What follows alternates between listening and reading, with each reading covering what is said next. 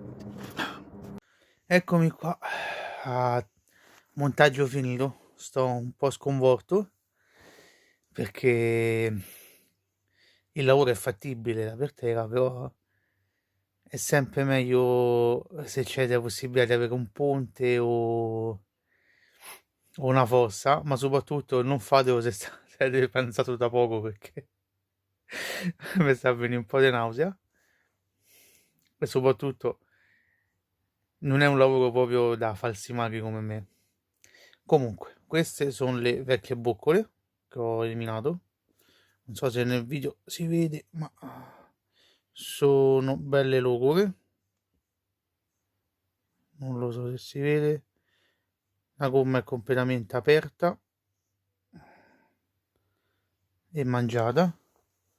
In realtà sta anche peggio. Sì, sì.